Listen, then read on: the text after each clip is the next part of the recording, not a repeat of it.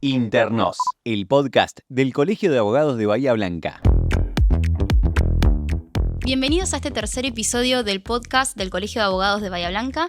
En esta oportunidad tenemos a las doctoras Mercedes Patiño y Jessica Larsen para hablar de una figura muy particular y muy interesante que es la del abogado del niño, ¿sí? Comenzamos, bienvenidas. Gracias. ¿Qué tal? Buenas tardes. Vamos a hacer una pregunta introductoria que tiene que ver con dónde se encuentra el origen de esta figura, dónde nace y qué regulación legal la apoya.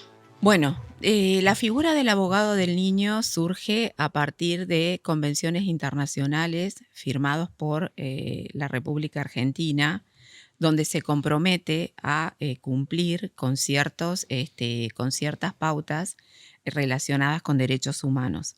A partir de ello, la Argentina firma la Convención de los Derechos del Niño, que queda plasmada en una ley, y luego se sanciona la Ley 26.061, donde en el artículo 27 puntualmente, se trata sobre la figura del abogado del niño. Esto tiene que ver con un importante cambio de paradigma que hay a partir de considerar, parece mentira que así tenga que ser, pero considerar a los niños como sujetos de derecho, contrariamente a la existencia de la ley del patronato que consideraba al niño como un objeto de protección, ¿sí? Ese cambio de paradigma es fundamental para entender la figura del abogado del niño como sujeto de derechos. Bien, esto es muy interesante, hacer hincapié en esto de que es un sujeto de derecho. ¿Y esto qué implicaría, Jessica, por ejemplo? Implica básicamente que el niño, atento a su condición de persona, ser único, irrepetible, digno, está en condiciones de poder hacer un ejercicio de sus derechos de acuerdo a su capacidad progresiva, es decir, a la autonomía que va logrando día a día a partir de su crecimiento. Esto no implica que los padres dejen de tener vigencia de responsabilidad parental sobre los mismos. Eso hay que aclararlo, porque muchas veces hay confusión y se cree que, los niños hacen lo que quieren o ya la responsabilidad parental sobre ellos no, o la representación de los padres ya no existe más. No. Coexisten todas estas diversas situaciones.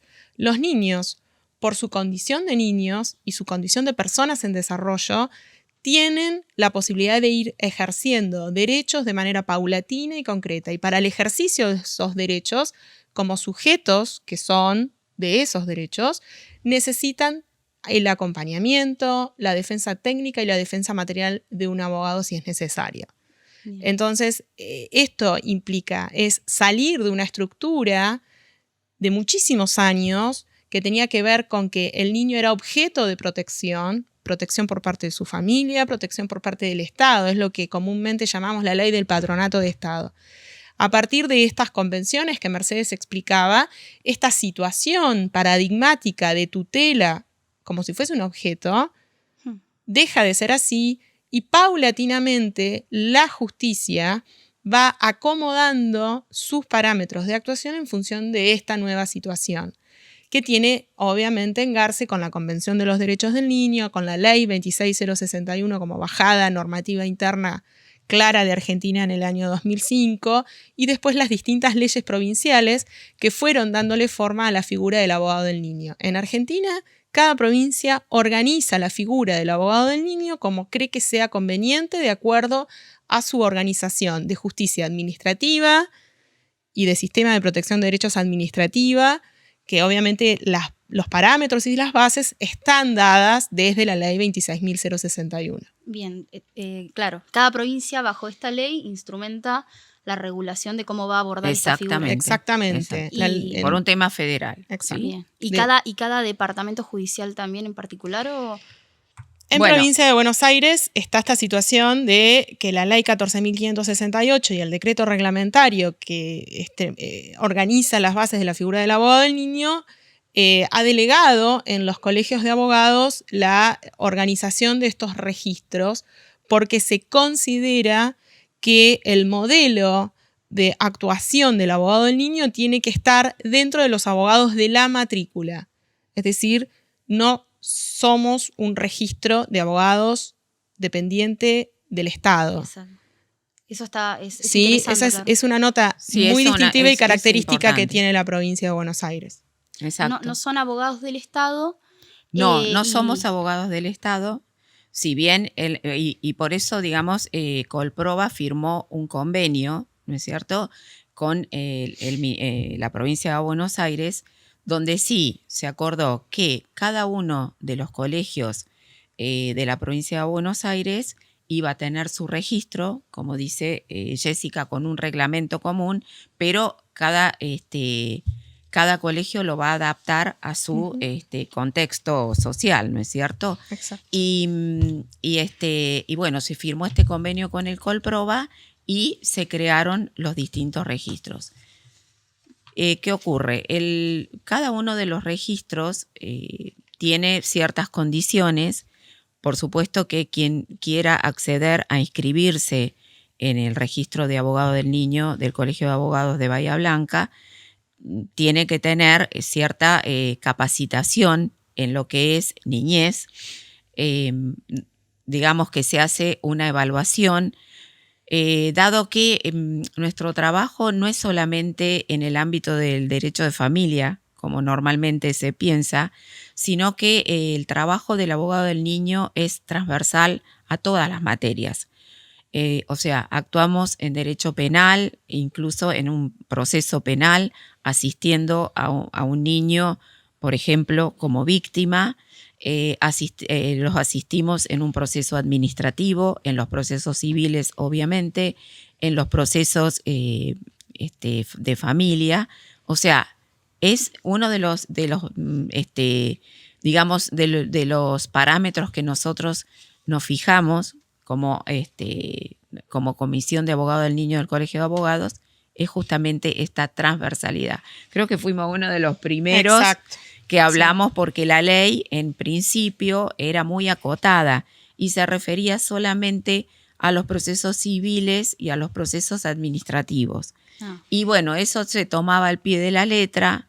Nosotros considerábamos que eso era limitativo porque la ampliación de derechos y al niño como sujeto de derechos corresponde, y nosotros siempre lo tomamos desde un lugar amplio, o sea, siempre la participación en todas las materias. Y bueno, las cuestiones, todo nos fue dando la razón. Exacto.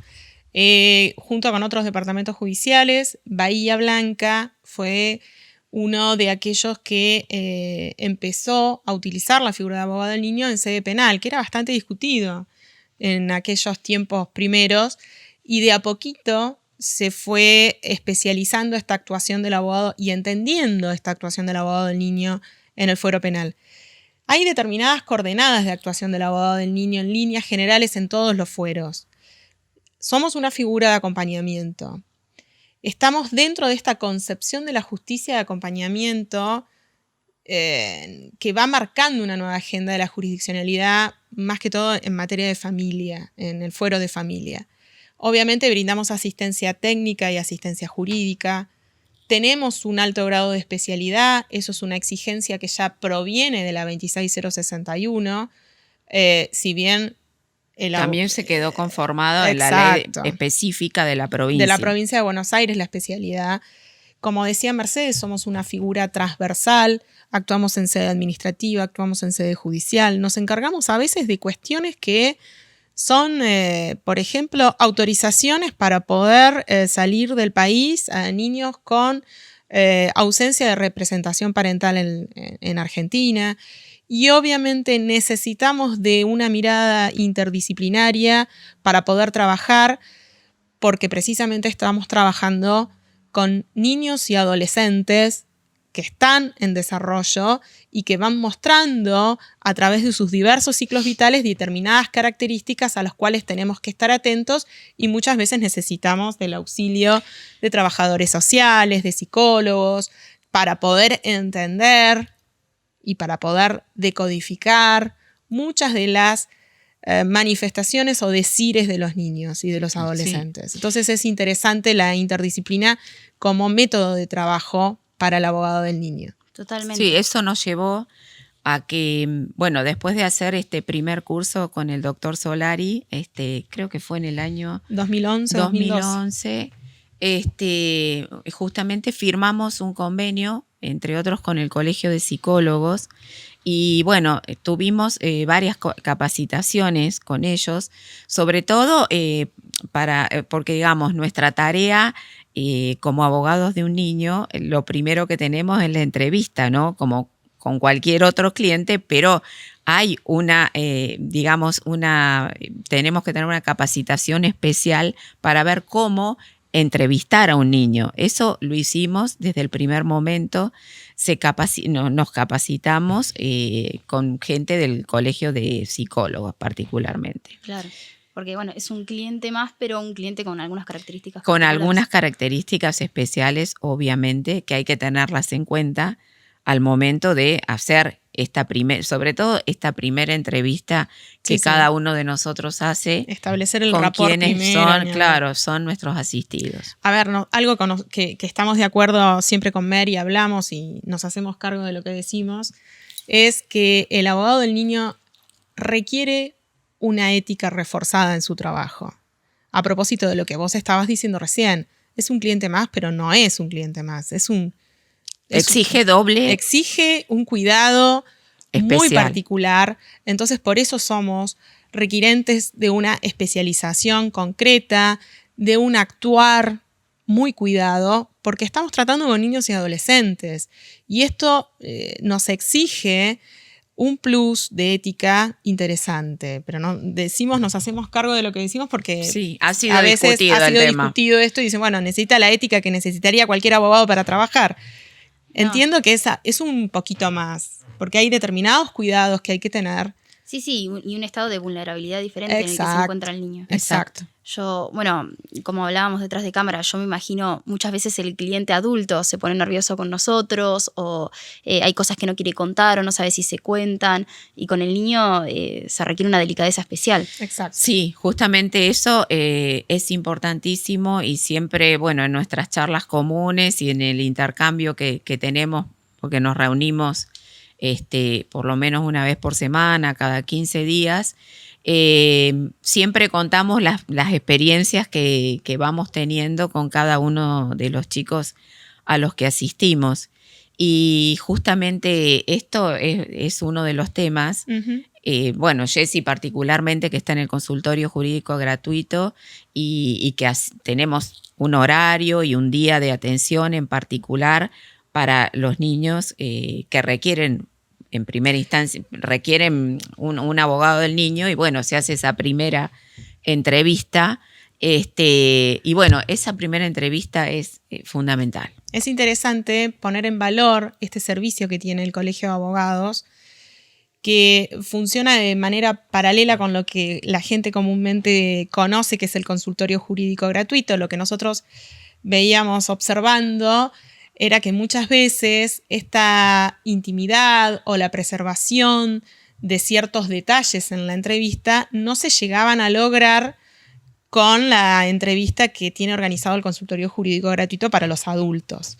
Entonces, necesitábamos un plus. Exacto, necesitábamos un plus de cuidado y no lo estábamos brindando con el procedimiento habitual que llega al consultorio. Entonces, desde inicios de este año, a partir de marzo, organizamos en el colegio una atención diferencial para los niños y los adolescentes que llegan en búsqueda de un abogado del niño que los pueda patrocinar en sus diversas peticiones. Entonces tenemos generado un día en especial que es atendido por uno de los abogados del niño de la comisión. Es una entrevista muy cuidada porque la idea no es que el niño o el adolescente cuente 300 veces las mismas cosas. Entonces se trata de generar una buena obtención de datos para el abogado que finalmente se le designe como abogado del niño, que va a ser un abogado del registro de abogados del niño departamental. Entonces es interesante porque ya no se nos mezcla, digamos, por decirlo así, con los adultos que venían a consultorio jurídico gratuito. Eso generó, creo, una mejor atención. Sí, lo optimizó. Claro. Lo optimizó. Desde marzo a primera semana de julio, antes de que empiece la Feria Judicial de Invierno, tuvimos 37 niños y adolescentes que vinieron en búsqueda de un abogado del niño directamente al colegio de abogados. Un montón. Entonces es ¿cómo interesante. cuentan? ¿De dónde llegan? Y de los servicios locales, de las escuelas, De las escuelas, sí. defensoría. Hoy existe la posibilidad, que en un principio no estaba tan claro, de que un niño pueda venir directamente él a solicitar un abogado del niño al colegio.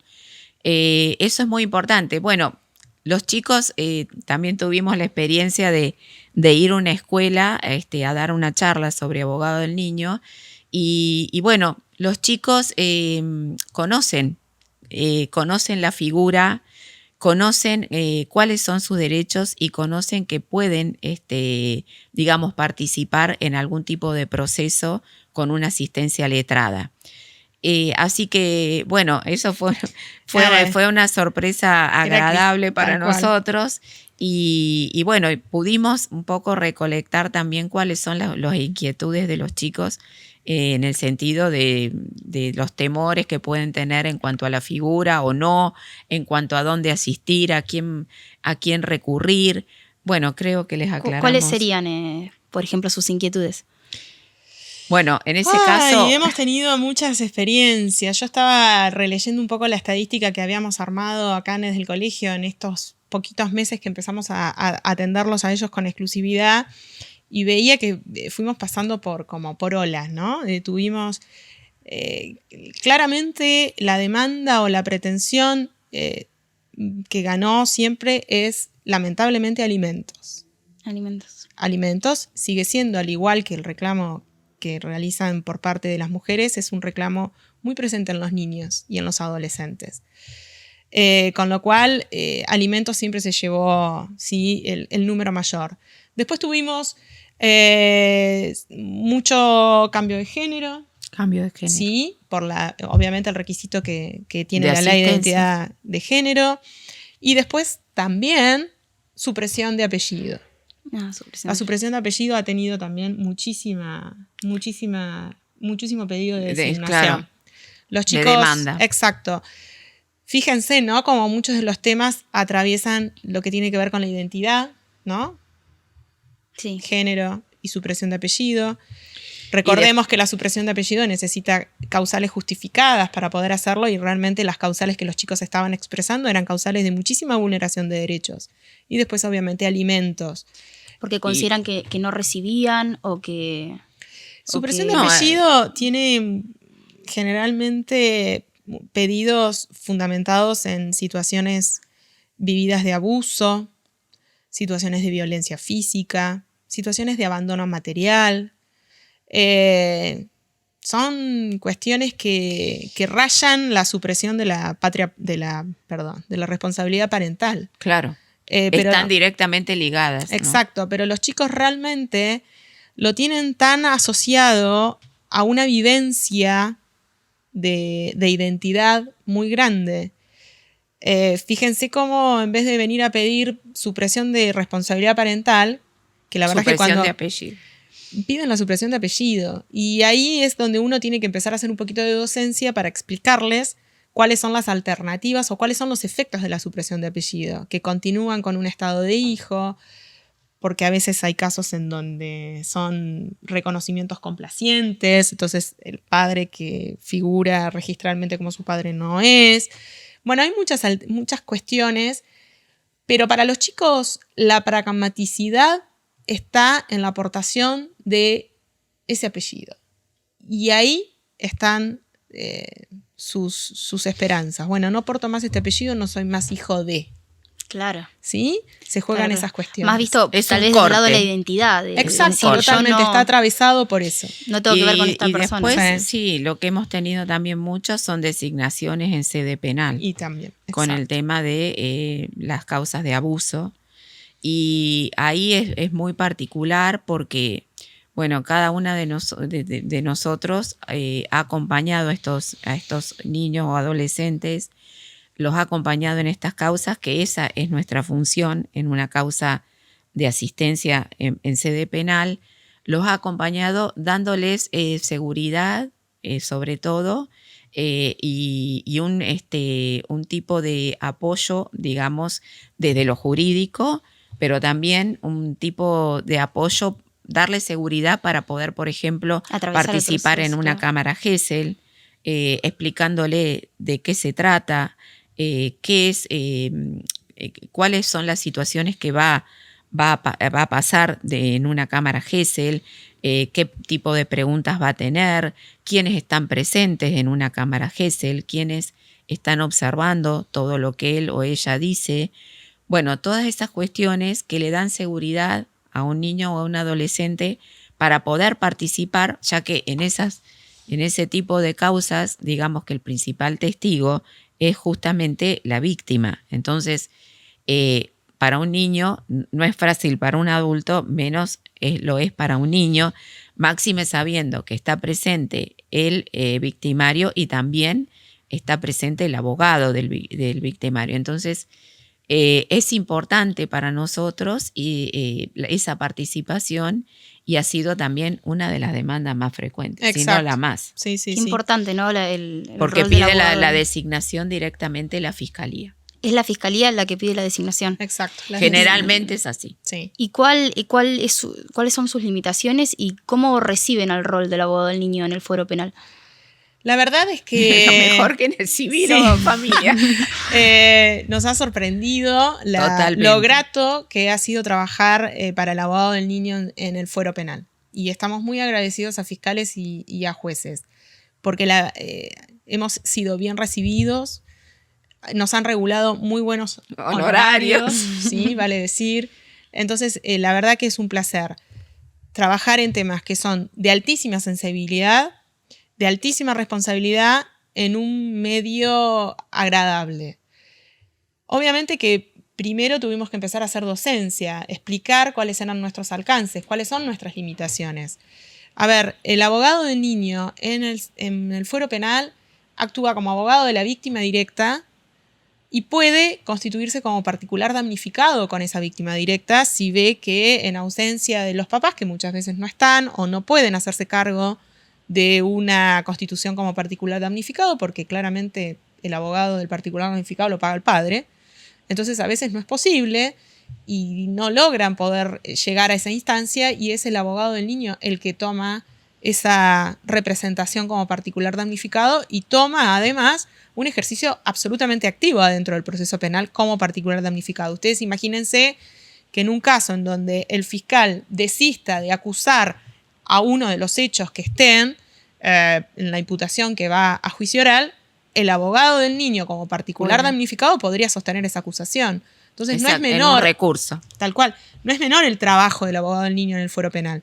No, totalmente. Eso no significa que seamos defensores, que tengamos que tener No, ni que vayamos con la... O sea, sí, ni que capacitaciones. tengamos un tema acusatorio, ni que Exacto. tengamos todo el proceso de investigación penal, Exacto. ¿no? Claro. Todo eso está en manos del fiscal. O sea, la probanza, salvo que se constituya en particular damnificado y tenga, Y podamos, sí, tenga apoyar. una actividad probatoria que coadyuve la del Activa, fiscal activa, la verdad es que la mayor cantidad de probanza la tiene que sostener el fiscal en su acusación y la defensa buscará las suyas. Y el Bien. abogado del niño verá en todo ese cúmulo de pruebas que hay que se respete obviamente esta condición de víctima, que se le brinde información de calidad, que pueda anticipar determinados actos procesales que van a tener como ingrediente principal o participante principal al niño. Entonces, en esos casos, el abogado del niño toma una preponderancia súper importante en el fuero penal. Recuerdo un caso, por ejemplo, de una niña, una adolescente, que cuando va a la preentrevista para ver si se podía llegar a la cámara Gesell, la niña dice que, era ya casi adolescente, dice que no quiere. Entonces, a fiscalía se le queman los papeles y bueno, no podemos hacer la cámara Gesell si la adolescente no quiere, claramente. Abogado del niño es consultado por el fiscal, conversamos, le digo, la verdad es que me extraña.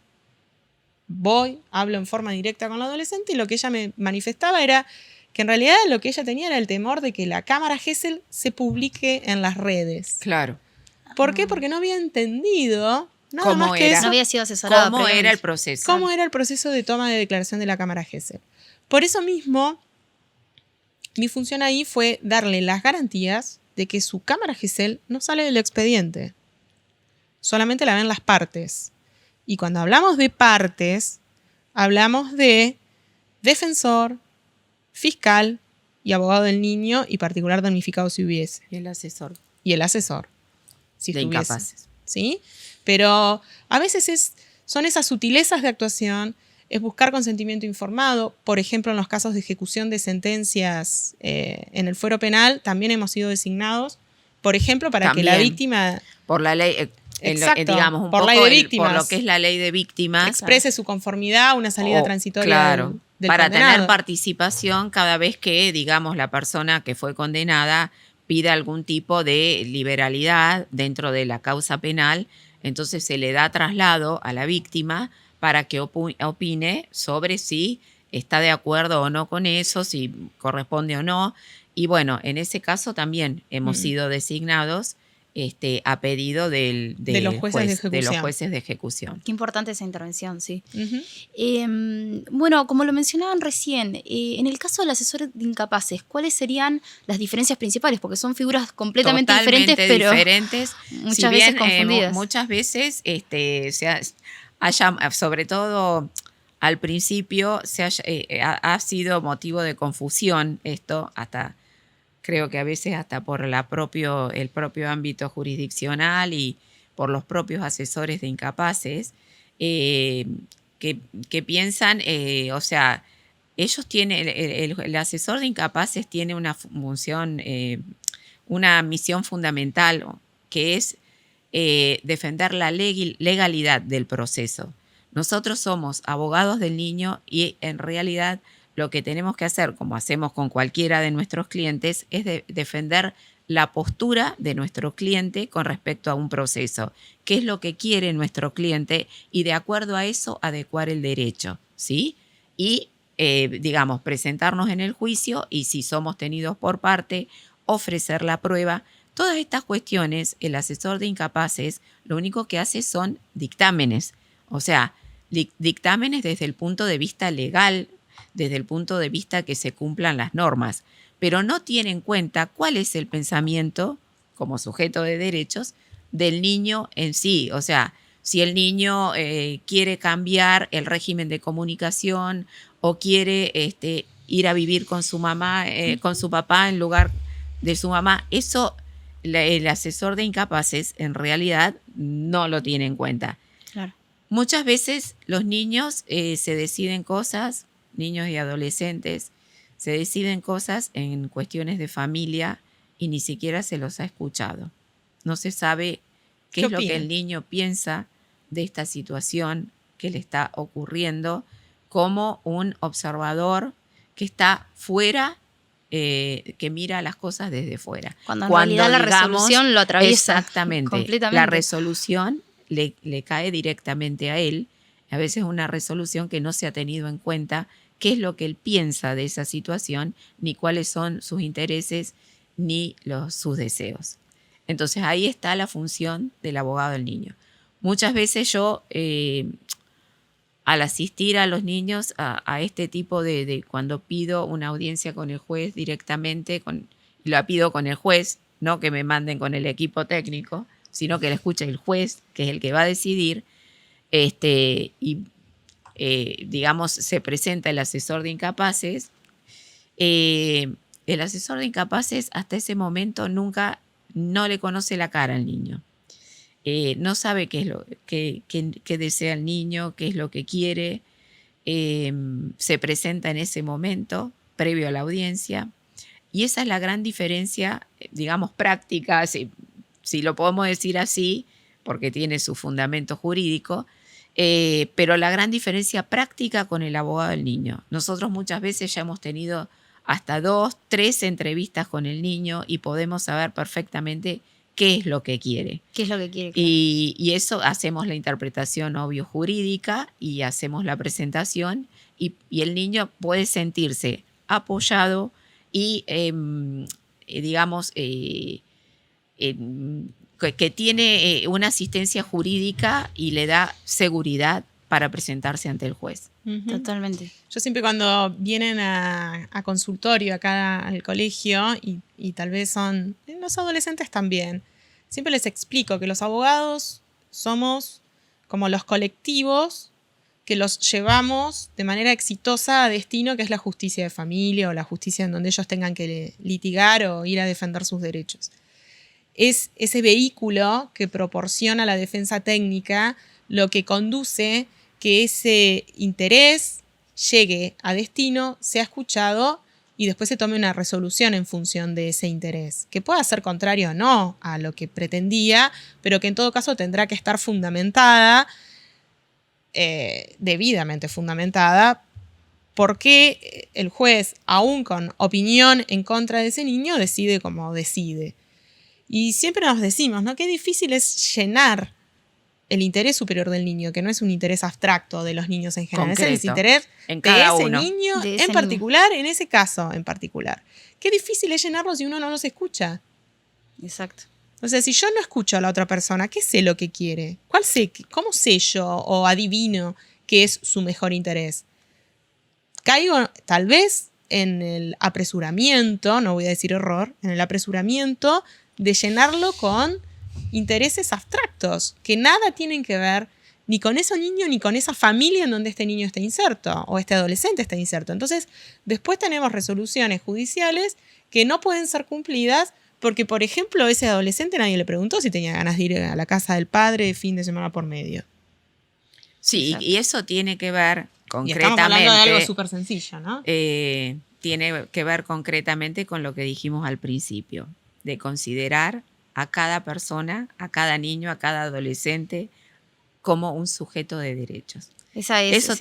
tiene, o sea, ese es el paradigma fundamental para mí, Claro. de la figura y del porqué de todo esta figura, estas leyes que se han dictado en consonancia con las convenciones internacionales. Exacto. Claro, de ahí se desprenden todas las características. Ni hablar, ese es el concepto El fundamental. tal cual, troncal, sobre la que descansan millares de consecuencias que tienen incidencia en la vida práctica de todos, que tiene que ver con cómo hoy educamos a nuestros hijos. Tiene que ver eso también, ¿no? Y muchas veces pareciera que cuesta entenderlo, pero porque seguimos arraigados, aún sin darnos cuenta, en el concepto de lo tutelar. Pero es un niño, lo vamos a volver a llamar acá, lo vamos a revictimizar. A ver, el niño, como vos dijiste, ya está atravesado por la conflictiva familiar. Que lo llamemos o no lo llamemos al juzgado, no lo va a hacer más o menos negado. Es más, Han tenido la decisión de negarse a ir a un juzgado de nuevo. claro, eso también hay que decirlo. El derecho a expresar su opinión, el derecho a ser escuchado por la autoridad, claramente es un derecho, no es una obligación. Si el niño no quiere ir, no va. Eso Claro. cuesta entenderlo, ¿eh? Sí, claro. No Cuesta va. entenderlo, porque casi siempre, o sea, la acción es positiva, que quiere ir a hablar con Claro. el juez, cuando Tal se cual. entera que puede hablar con el juez. Porque Pero a muchas veces- veces los chicos tampoco a Y veces esto no nos lo lleva a un saben. tema muy debatido que yo les quería preguntar su opinión, que es con respecto a la autonomía progresiva. ¿Ustedes cuándo consideran que el niño tiene la capacidad para decidir, por ejemplo, si no quiere ir a un proceso con todo lo que eso significa, que es perder el derecho a reclamar con posterioridad o bueno, dependiendo cada caso lo que implique, ¿no?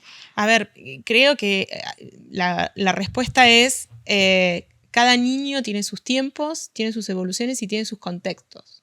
Entonces, no podríamos Nunca se pierde el estimar derecho edades. tampoco. Nunca. ¿Sí? Edades no podemos, no, nosotros justamente tenemos una visión amplia en cuanto a la edad para participar en un proceso con un abogado que lo asista a un niño o a un adolescente.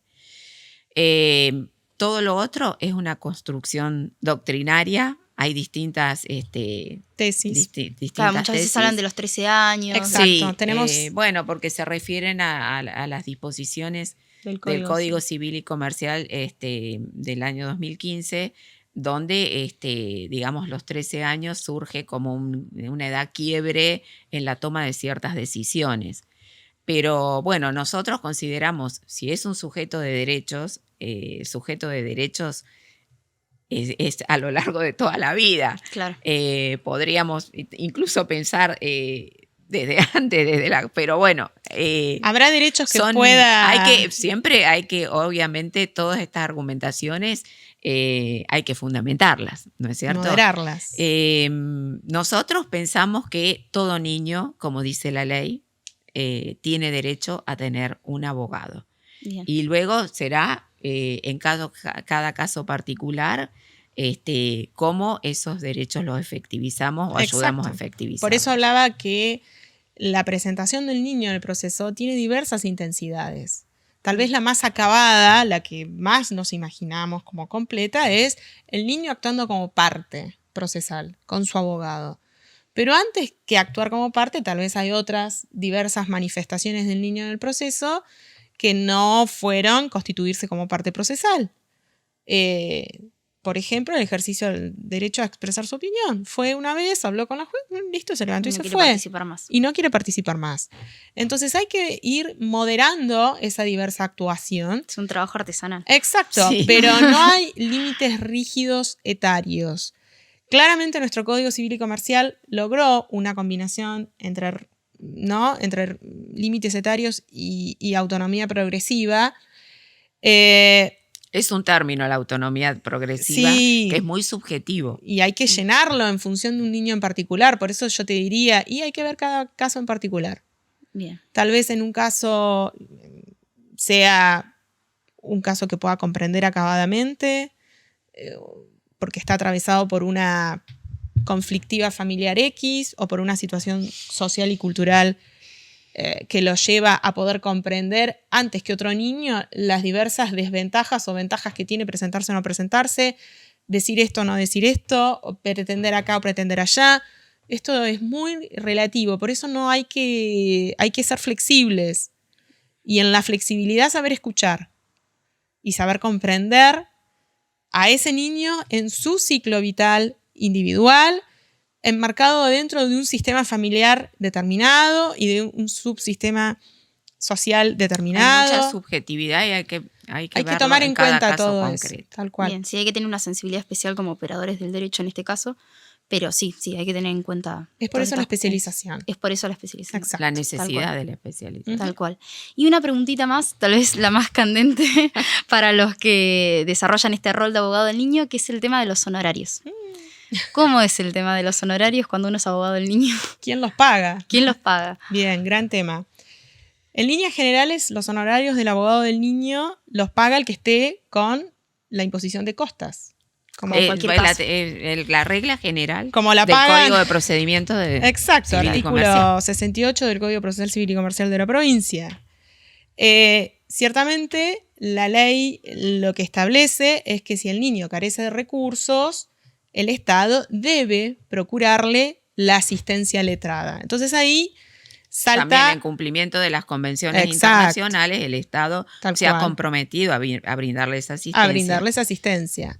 Entonces ahí surge en Provincia de Buenos Aires el convenio del que les hablaba Mercedes Colpro. al inicio, que realizó el Colegio de Abogados de la provincia con la provincia de Buenos Aires, el Ministerio de Justicia, en donde el Estado provincial abonaría el 100% de los honorarios en los casos En donde que el nuestros niño clientes sean no tenga condenados en recursos costas y no y tenga recursos, Exacto. beneficio de pobreza, pero tiene que tener un beneficio de litigar sin gastos. Hay que solicitarlo. Solicita, Sí. claro. Sí, en sede penal, en algunos casos, aquí en Bahía Blanca hemos tenido Hay jurisprudencia. sí, un fallo muy lindo del Tribunal Criminal número 3, en donde estableció que en un caso se había acreditado el beneficio de pobreza o el beneficio de gratuidad a favor del niño, del adolescente, y en ese caso el Estado pagó el 100%. Y que no era necesario hacer el beneficio. y no era necesario hacer el beneficio de litigar sin de gastos. litigar Ah, sin qué gastos. interesante. Interesante porque esto ya era como una lucha que veníamos trayendo desde aquellas medidas de abrigo Sí. en otros departamentos judiciales, en donde la verdad es que nos parecía un sinsentido tener que iniciar un beneficio de litigar sin gastos Para un niño que para estaba un con una niño medida de abrigo. que estaba con una medida de abrigo. O sea, era... Está más que probado. Claro. Exacto. Entonces, Esos fueron los primeros casos en donde se dijo hay un beneficio de gratuidad, porque esto es interesante mostrar la diferencia. No es lo mismo el beneficio de gratuidad, que es como por ejemplo lo que tienen los trabajadores en el fuero laboral, que un beneficio de litigar sin gastos. Son dos cosas distintas. Entonces nosotros lo que abogamos es que haya una consideración de un beneficio de gratuidad en los casos en donde los niños y los padres de esos niños no tienen los recursos suficientes para poder pagar los honorarios.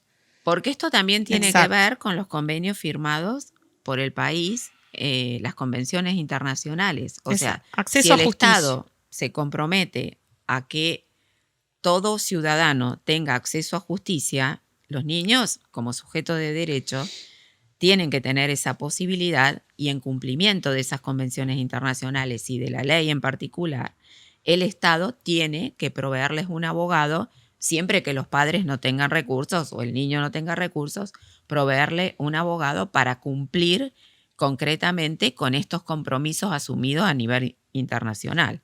Ese es el fundamento del por qué el Estado, en este caso la provincia, a través del Ministerio de Justicia y en particular el fiscal de Estado, es quien nosotros recurrimos para cuando tenemos que hacer las Están presentes, exacto, están presentes. Para que quede claro, los honorarios al 100% a cargo del Estado provincial, según el artículo 16 del reglamento, están reservados para los casos en los que se acredita beneficio de pobreza, para los casos en donde tenemos un beneficio de litigar sin gastos, muchos expedientes se tramitan con beneficios, y en los casos en donde uno actúa como abogado del niño o niña adolescente víctima por la ley 15.232, que también engarza con todo esto. ¿Sí? Si no, será como en todos los casos. Exacto. El Estado paga el 50%. Los principios del Código de Procedimiento. Exacto. Y la base es la ley de honorarios que utilizamos para todos los casos. Luchamos por eso. Sí, luchamos que por la eso, tengan en cuenta. para que no estén tasados, sino, que es lo que les pasa a los defensores ad hoc en los juzgados de paz, las regulaciones que vamos a tener los abogados del niño en todos los fueros en los que actuemos van a ser las regulaciones de la 14967. Sí. Con todas las características que tiene la 14967. Orden público, honorarios que no deben de estar por debajo del mínimo de ley, carácter alimentario de los honorarios. Que se tenga en cuenta el grado de especialidad de los Exacto. abogados en el caso. Sí, nosotros siempre les aconsejamos a los chicos en los cursos que se dan sobre honorarios que nos tomemos el trabajo de contarle al juez a la hora de la regulación de honorarios todas las tareas que hicimos. Todas las tareas que hicimos y que no están acreditadas en el expediente. En este sentido, bueno, existe el REPAN, que en el caso del registro que funciona dentro del Colegio de Abogados de Bahía Blanca, hay un sistema, así como existe el sistema Mediare para los mediadores. Este sistema es el sistema REPAM, donde uno puede ir cargando en cada uno de los casos, desde la aceptación del cargo como abogado del niño, e ir describiendo allí, digamos, paso a paso, todas las actividades que vos vas realizando. Yo particularmente, cuando tengo que pedir la regulación de honorarios, imprimo eso o lo subo, digamos, a la mesa virtual y lo hago saber al juez todos los pasos que... Bien, ahí los dejamos con un tip. Está bueno, es interesante. Bueno, muchas gracias por acompañarnos. Y gracias la verdad que muy interesante el tema. ¿Tienen algún consejo para que se sumen más colegas? Sí, lo que hacemos es enfáticamente... Tenemos ahora un curso. Primero, recordarles que a través de la CIJUSO, a partir de abril, creo, ¿no?, del año que viene, va a haber a disponibilidad de los matriculados un curso de 60 horas aproximado. Muy bueno, muy interdisciplinario, llevados a cabo por Sara Canipa, Maru Donato y demás profesionales súper... del Colegio de Abogados de La Plata. Exacto. Muy interdisciplinario, que va a tener como objetivo la capacitación de abogados para que puedan integrar estos registros. Así que aprovechen esa situación, porque el CIJUSO por lo general son capacitaciones que están al alcance de todos. De con todos. Un acceso económico. Exacto. Bien. Porque la especialización es necesaria. Sí. Si bien entendemos que es un nicho interesante de trabajo para aquellos abogados que recién se reciben y que tienen obviamente la vocación de esto, porque es interesante remarcar esta situación. Esto es servicio, ¿eh? No no es soplar y hacer botellas, digamos, para ir bajando expectativas. Es una rama fantástica de ejercicio, pero sí, da muchas satisfacciones personales, pero también tiene trabajo. Tiene mucho trabajo detrás. Sí. Mucho trabajo, mucho estudio, mucho caminar, mucho salir del estudio. Entonces, tener la cabeza amplia y la flexibilidad suficiente como para ir cambiando cuestiones. Yo no sé, te contaba hoy que, por ejemplo, en un caso donde las niñas no se podían, o las adolescentes no se podían trasladar hasta mi estudio, bueno, yo busqué la manera de atenderlas en el nido de uno de los nidos que existe acá en la ciudad, y bueno, pedí la autorización necesaria. Allí estaba la gente del servicio local también. Claro, tiene toda esta parte bueno, de servicio. pudimos atenderlas y brindarles la asistencia que necesitaban, ¿no? Pero enfáticamente los Así animamos. que hay que ser flexibles. Sí, pero enfáticamente los animamos Obvio. a que se decidan por esta área de actuación del abogado, que es fascinante. Esperemos que más colegas se sumen y los invitamos a seguir el canal y a seguir escuchando los siguientes episodios. Gracias. Bueno, gracias.